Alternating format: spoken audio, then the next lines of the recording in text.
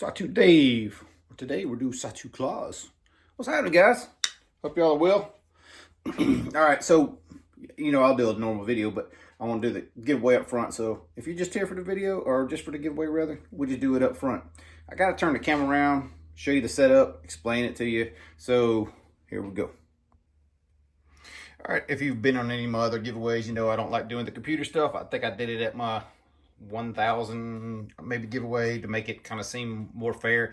I think we had about the same amount of people then too, but hopefully these are all the handles on YouTube. So hopefully you see your name up there. Most of them I wrote all the way out. Some I just wrote abbreviations for people I know. Some of these people I know didn't want to be on the giveaway, but I wrote you down anyhow, mainly because I didn't feel like reading all the comments again, and figuring out who wrote SatuClaus, who didn't, who wanted to be in, who didn't. So if you win and you didn't want to be in the contest, you can gift it away. How about that? But I want to get this given away by I want to have it mailed at the latest on Wednesday so that you guys can get it before Christmas. 100%, right? All right, so if it ain't given away by Tuesday night, Wednesday, I'm going to do another draw, and hopefully we can get somebody Wednesday. I'll package it up, just have it ready to go. All right? The way I work on this one is going to be cards. So aces to kings. And this is diamonds, hearts, clubs, finishing on clubs, spades, diamonds for the other cards. And if you look right here, I wrote HD, so the back of these ones, let me grab one of these other ones real quick. They're Harley cards, thanks to Snuzz. These are just blue. I think they're bicycles or something. I don't even know what the hell is the brand. They're just a sector, okay? So hopefully you understand your name on the list. With that, we'll go back to this in just a second. So the last time I did this, I shuffled the cards, and I thought it was annoying as hell to hear the shuffle. So I'm just going to do the whole slot thing, trying to mix them up. I'm just going to mash them together and just kind of keep working it. I got to keep the camera on so y'all know I'm being honest with you, right? All right, so let me just move this out of the way, and I'm just going to kind of BS with you as we're doing this. So this whole YouTube thing has been kind of a cool thing, and I like, you meet so many different peoples that you normally wouldn't meet, become friends with people that you would normally probably never come in contact with or really have anything to do. And it's all because of the social media thing. So like, I've said it before in the past, I'm gonna say it again. It's like, if you're into knives and you want to get to that next level of knives, like getting to borrow knives from people and whatever else, like, man, I'm telling you, starting a channel, Instagram does it too, but a channel on YouTube, and just kind of like throwing some opinions out and like get some people feedback, and like, I don't know, it's been a cool experience for me.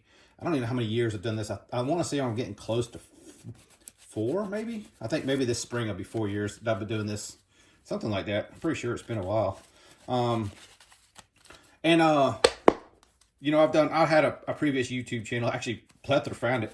I need to find that video. Hey, if Plethora, if you still got that old video that you found of us, or found of me doing that, I think it was a collection video back then. I want to say it was like 2015, 16, may have been 17. Anyway, if you know where that video is, holler at me, man, because I like to put a link in it so that, I don't know if I could do that, but if I can put a link in so you guys can see basically where I started. But yeah, it's awkward starting in front of the camera and not knowing, what you're gonna do and trying to figure it out and all other stuff. But man, I'm telling you, get exposed to so many more knives and people, and it's just a cool experience for me. And this giveaway is basically, I wanted to thank you guys for basically allowing me to do my thing. And like, it sounds kind of weird even saying it, but like, if nobody watched, would I still do this? I don't know. Would it be the same? I don't know, because like, you need the feedback from people to know you're doing something right, wrong, and different, or whatever else, right? So it's definitely a two-way street. But like, ask anybody that started the channel. I think pretty much most of the channels I watch are all, at this point, somewhat I'm friendly with, know them, or whatever else. Most of the guys that I watch now, Steve probably is the exception to that. Most of these guys started channels after me. They're way bigger than me. But it's not about the subscriptions to me. Never has been. Matter of fact, I don't care if I have 0 subscribers as long as I get the watchers, because like the watchers and the commenters are the ones that like really honestly keep the channel going. Like, and obviously, you know, the people who send work in, but they wouldn't know about me at all if it wasn't for the people watching and commenting. So once again, thanks to everybody. Oh, I didn't even show you. Hang on, let me leave this for a second. I didn't even show you again what we're doing this giveaway for. That's kind of silly, huh? Sorry, my bad. I don't think I found the case for the is it? Yeah, PMP Beast Prime. I never found the case for it. I don't know. I traded Josh for his. He liked the other one I had, and then I redid this one. I don't know that I did or didn't ever get the box, or maybe I did send him. I don't remember. And then Brother Doom's Soul Stone. Once again, I really do enjoy this knife. I just want somebody else to experience it. Like, if you get this and don't like it, by all means, man, give it to somebody else that you know might enjoy it, or you know, give it a try for a while, because it definitely got me front flipping. And I think this is the first knife that I ever got that I was able to front flip, and I was like, wow, I can actually front flip it. Probably the best front flipper I've owned, which I've not, you know, owned a bunch, but as far as being able to front flip it, like I pretty much learned on that knife. And ironically, it was funny because we were at Blade Show. I'll show you the rest in a second. I just want to shuffle a little more. We were at Blade Show, and my brother's like, how do you do that? And he showed my brother how to do it, and I actually learned the way he showed my brother how to do it was a better method. So how do we do this one? Is this a slide? Yeah, it's a slide. This is Brother Sharif's knife. I got to actually talk to Sharif again for a little bit this week. It's always cool to talk to that dude. Like, some of y'all, you know, get more involved in the politics and have more to say about that sort of thing. And I think Sharif and I are about the same way. We're all about the knives. So, you know, like, I did do the SS Stonewash blast, even the carbon fiber is blasted, so it's going to have texture on it. But what was I saying? Oh yeah, so it's just nice and refreshing to talk to somebody else that, like, we don't talk about anything pretty much but knives, and it's a pure knife brother conversation, I guess. And he was showing me some drawings, and you know, I interpret them differently than he had envisioned them, so it's kind of neat that you know, we just kind of had that conversation. So yeah, I decided, because so many people jumped in on this giveaway, and it is Christmas time, and we're already 7 minutes in the video. Y'all know I could bullshit. I'm not going to take it out. Denise, I think, had given me these in a while back, and I was going to use for another giveaway. I was going to try to keep a set, but you know what? We'll give them away. And the bonus, which you only know, this is not for one person. This is second place. We're going to do 2 winners. First one, the 3 that I already showed you. Second one was going to be this Made in the USA Gerber multi-tool, and the Devo Stasa Fireball. So this one I got on the drop. I know they're hard to get, and it's pretty much been sitting. I've cut envelopes open with it, but otherwise sitting. I thought I would enjoy it more than I did, and I don't dislike the knife, but I had never bought a Devo, and I wanted to support Kevin and definitely Stasa, which are both 2 dudes that I know from the community that have been actually doing YouTube longer than me. But I've met them and talked to them at Blade. Always been cool dudes. Had a lot of interactions with Kevin as well, and I just wanted to support them on that. Not that they needed any support, because I believe, damn, I think this sticker got tore. Sorry, y'all get this and y'all mad about the sticker. Maybe hit Kevin up, maybe get another one. Anywho, I just think supporting your brothers.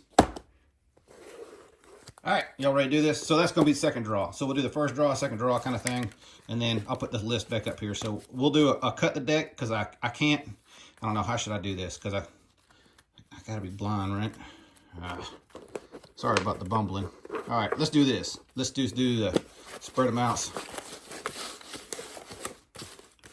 All right, so here's the list again.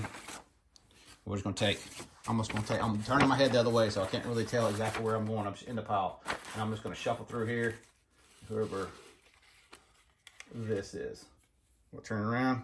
So it's the blue cards, 2 of diamonds. So blue cards, 2 diamonds. It's 5 door. And I believe 5 door didn't want to get involved in this. So, hey, brother, 5 door Doug, figure out who you want to get these to, because you just won them, bro. All right, so we'll do it. Oh, dropped another card. Hang on 1 second. I'm dropping shit off. Ugh. Sorry, y'all. This is that clustering. Probably would have been easier to do a computer draw, but you know, I don't like doing that stuff. It seems kind of a little more unpersonable. Plus, y'all gotta listen to me ramble. What's wrong with listening to me rambling, right? All right, my head's turning. I'm just shuffling through this guy. 6 of diamonds. Wow, another blue one. Damn. All right, so that's ace, 2, 3, 4, 5, 6. Allison Canada. And I believe she was another one that didn't want to do it. So Allison, you picked somebody you want me to give this to too. So 5-door and Allison. Cool, I know both of y'all. Cool. Neither one of y'all wanted to win. But y'all can give them to whoever you want to. I don't care. But y'all's the winners. Y'all holler at me. You know how to get a hold of me. Let me turn this camera around. We'll finish this BS session. All right, well, hopefully y'all enjoyed that. Congratulations to Doug and Allison again. I know neither one of y'all wanted to win, but hey, we can work it out. If you're absolutely like, I just don't want them and I don't feel like picking somebody to give away, y'all let me know. I'll do a redraw or something, whatever. I guess we'll figure it out. So, you know, I did this Christmas charity knife with the McNeese. Well, I did both of them, but the other one's already gone, so this one's the one remaining. You know, it kind of put me in a weird spot, like mentally, because like I don't buy knives like these. So like I have, don't get me wrong, but like lately here, I've not been drawn to productions, and you know, I was kind of wondering, like, is it because this is what you call, I don't know. Would you call it mid-level production? Would you call it higher-end production? Like, I mean, they're kind of on the lines of like, they're price-wise above like Hinders and stuff, but they're kind of sort of on the same wavelength. They're just a smaller version of like a Hinder. I don't even say Strider, but like they don't have the history quite that the other brands do, the bigger brands, the Strider and the Hinders and that sort of thing. But yeah, Spyderco's not making stuff like this. Benchmade ain't making stuff like this. So it's definitely above them price-wise, construction-wise, tier-wise, in my eyes anyhow. Like, everybody's probably different that way. And I like this little knife. I just don't, it's not one that I was like,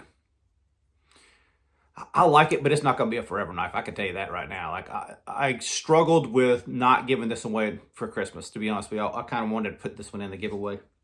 I don't know why I didn't. I think I just want this to end up with somebody who was actually in that Helene, you know, all that mess, but is a knife guy, and I just haven't found that person yet. So when I do, I'll probably give them to it. But I don't know. It may or may not stick around. But you know, it mentally it put me in a position of, hey, what else high productions out there that you might be interested in that you've done before, you know? And then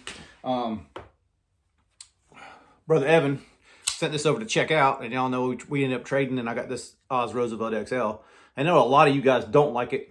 I don't know if it's because of size, weight, thinness, whatever the case may be. But for whatever reason, this knife is cool with me. I'm down with it. Like, I don't know if the finish on it, like the texture on the handles, it works for me. I'm not a super huge fan of texture. I almost like plain better than texture. Like, if this was plain, I might have liked it better than the texture. But it was so different that I was like, you know, it was an added element. And of course, being the aluminum oxide finish, which is pretty much, this is spot on for how I finish my knives, right? It's almost exactly like the acid stone wash and the aluminum oxide blasted with a little bit of wash on top. Like, that's almost spot on. Is it even washed? Yeah, it's a little bit of wash. But it's almost spot on for what I like.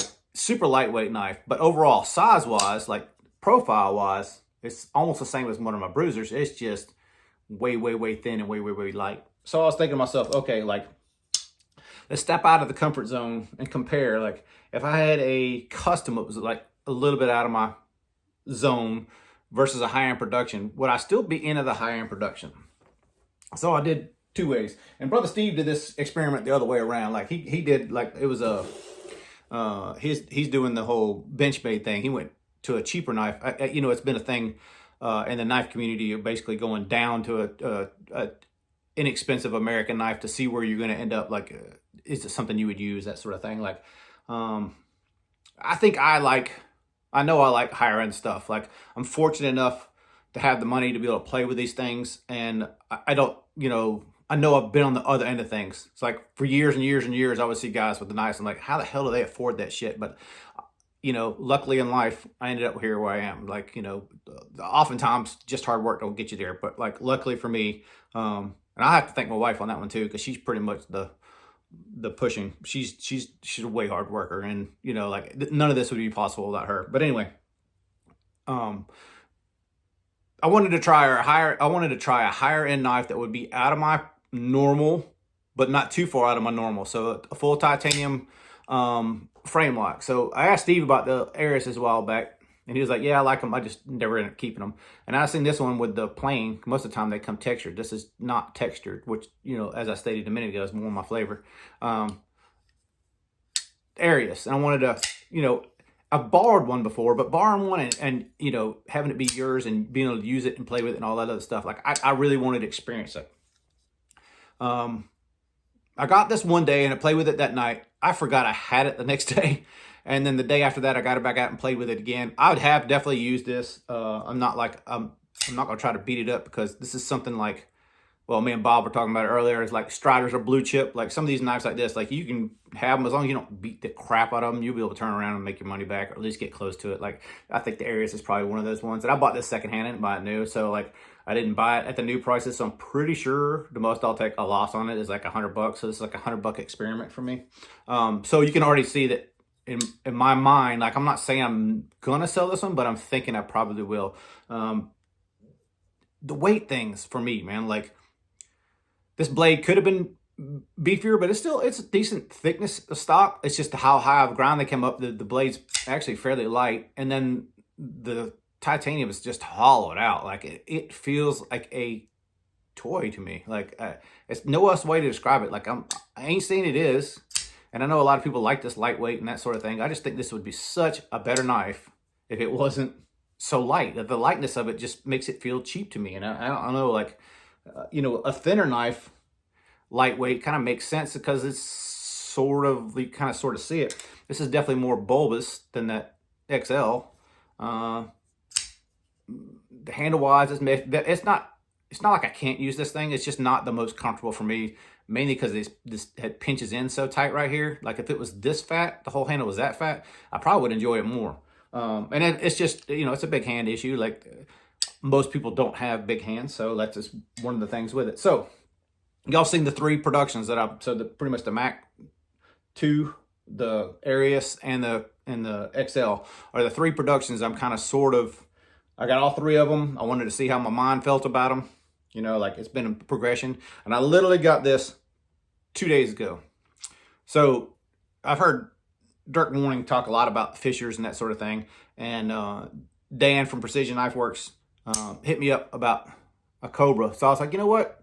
This sounds like a perfect custom to go in this experiment for myself. So this is a TJ Fisher Cobra. Supposedly this is 3V. Dirk said their go-to is 154 cm, so it's questionable.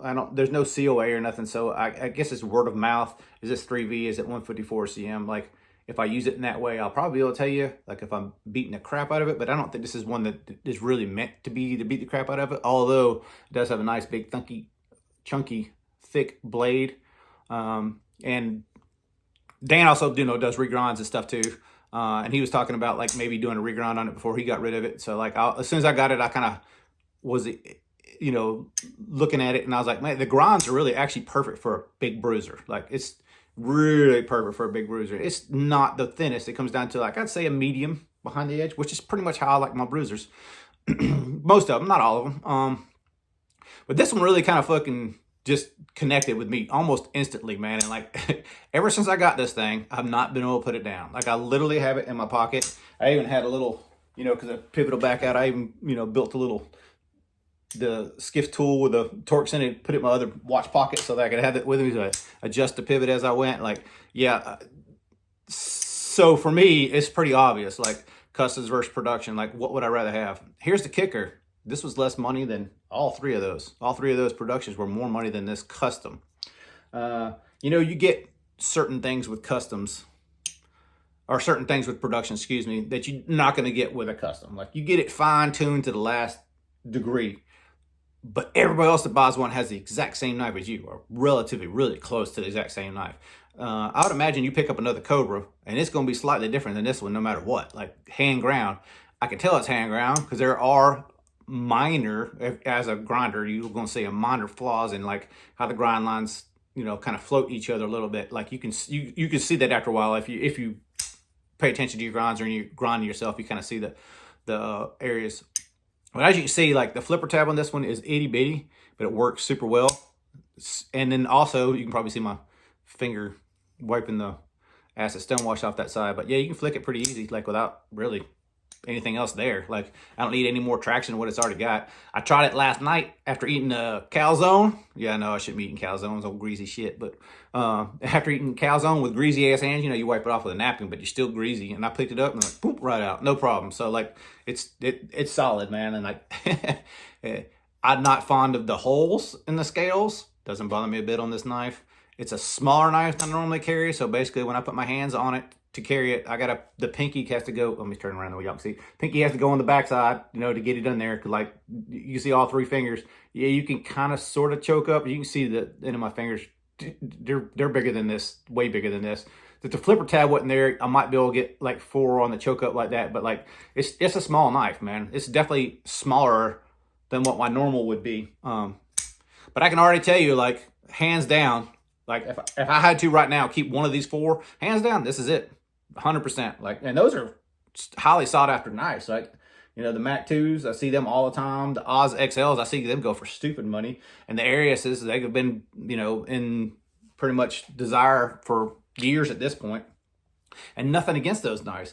But what this one has that they don't have is a ton of personality. Like, I hate to say it that way because they're not quite to the level of like most of the import knives, especially Chinese knives, are so flawless, I'd say, or like, you know, well polished, well, you know, all the way through the whole that there's really no, it's almost a personality less because it's so good, right?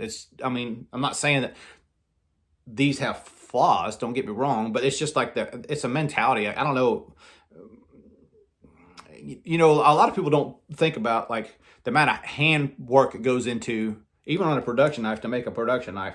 But the more machines, the more equipment you have, the more specialty stuff you have, the less you have to do the hand work, and the more the machines do the work for you. That's also the less personal it gets. So I think a lot of that is what you're getting, especially when you buy knives from China, is they have the ability to have a tons of extra equipment that, like I say, especially like a home shop, you know, like, or a small maker. TJ Fisher, for instance, like I'm sure he doesn't have near the equipment that they have. Like I don't know that they're CNC or not CNC. I would assume they're Bridgeport. Just from looking at the way the knife's machined, I would assume this is a manual made knife, not a CNC knife. And these other guys are obviously doing CNC. So like that separation between manual and CNC does translate directly to the knife in my eyes. Like I struggle with it because, you know, y'all know I've had a CNC for about 1.5 years now, maybe a little more, that I've been trying to get running. It basically was sabotaged from a school, and I had to go through, figured all the wiring. You know, I'm coming down to like parameter stuff now where like I got to figure out some parameters. There's not a whole lot of stuff in English on these type machines. So like it's going to take me a minute to figure out. But now I get this machine running. How do I use it? Do I want to make a CNC knife? I mean, not really, dude. To be honest with you, like I'm into this custom, so like I'm kind of torn. And I was talking to Todd Heater earlier this week, and he was like, you know, he and his buddy bought a CNC, and it sounded like he was like real excited about using the CNC. And although he did say he was a manual machinist through and through, I don't know what he's doing with his. Maybe profiling, maybe just hole selection and profiling. I don't know. And that's sort of the thing that I was thinking with my CNC, is maybe doing something like that. But I don't know, like it's got to have personality like this does. And like to me, that's kind of sort of the whole, you know, push for me to go to customs, is the personality behind the knives. Nothing against any of the productions, but more than likely almost all the production I have will probably end up over time. I may keep 1 or 2, like, you know, obviously a Satu is production. So like I'll probably always have a Satu. The name kind of doesn't really fit anymore, y'all. Like I go by Satu Dave all the time, have for a long time. If you didn't know, the name came from, I used to be Burnsville Dave on Instagram, and I think the other YouTube thing, I think it was Burnsville Dave too. But that was a nickname that I got from a machine shop when there was 5 Daves on one shift, and they basically had to name us by whatever town we were from. And that's when I lived in North Carolina. So I was Burnsville Dave, and that's pretty much how I got that nickname. So I just kind of stuck with it for you know, as many years as I did.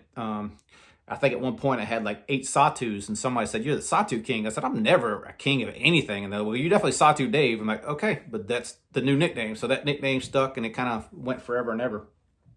So as far as that production knife stuff goes, like, honestly, like if Satus came out right now, I might not even, well, I probably would have checked one out, but I probably wouldn't have been like headed heels over them like I am now, or used to be back then, because like at the time, I think the main thing for me was I couldn't afford super expensive knife, and you got a ton of quality in those Satus. If you didn't know, they're built just like a Sabenza 21 with the you know, the bushing inside and everything like that. Like Drinkwater took his apart, and he was like shocked at like what it was like. And I was like, yeah, dude, it's just like a huge Sabenza 21. Matter of fact, the studs, the way they come out, just like a Chris Reeves stud where it's pressed in both sides. And I've never seen anybody else do that but Chris Reeves. These were not manufactured by Grayman. These were, you know, basically farmed out, and he just sold them. So could they have been made by Chris Reeves? Don't know. But I don't know anybody else production-wise that's done a knife with a bushing and studs that's pressed in and out like that. So if I was speculating, I'd say maybe it could have been. But as far as production knives go, there's a few that's going to stay. Like this Cold Steel 3B 8010 limited edition one. This is one I picked up at Blade Show, and then I just basically did it out of whim. You know, like I knew it was out. I'd almost forgotten about it when I was at the show, and then I happened to walk by and see it, and I was like, yes, please. And this is one that, like, I don't know, kind of surprised me how much I really did enjoy it. And also, I think Ev said that clip to me. Thanks, Ev. That clip makes a huge difference. In case y'all are wondering, I believe it's an Etsy thing. Don't quote me on that, but I believe it is. But way better than that stock clip. But those knives, even though they have, you know, something about them that I like, they're really not as much personable, you know, like, because you could buy, well, Satus vary a little bit because of the runs and the way people tune them and that sort of thing. But, you know, as a whole, like, I'm sure you could pick up another 8010 and it feels just like that 8010. I think I like it so much because it's not a frame lock, which is rare for me, like to like something that's not a frame lock. But I think that's it. But by far and large, you know, like, you get way more personality on something like this. Like, buying this on a whim, thinking that, like, even if I don't like it, I got it for a cheap enough price that I was like, you know, I can sell it if I don't like it. I can already tell you this one ain't going nowheres. This one's definitely staying. I'll probably will loan it out to a couple of people, let them check it out, see if they have the same opinion as I do. But as far as like getting rid of it, no, this one's staying, man. Those other 3, maybe not. I don't know. We'll see. I think we're going to call it for this week. I think next week what I'm going to try to do is, several people have asked for collection videos. I've got a few knives that are still floating out, so they should be back this week. I think the collection will all be settled out. And I'll do a collection video. Y'all want an update collection video. Obviously, I've done some stupid stuff as of lately as far as buying stuff. I got a few on order that, you know, will be here month 2, whatever else, and we'll do another, you know, collection video down the road again, probably pre-Blade Show again, because Blade Show always shakes shit up, always end up selling shit, always end up buying shit, figure out what I like, sell the shit more, trading shit, you know, it's the fun of being in the knives, right? All right, well, if y'all are here all the way to the end, appreciate y'all. Be cool. See you next week. Later, y'all.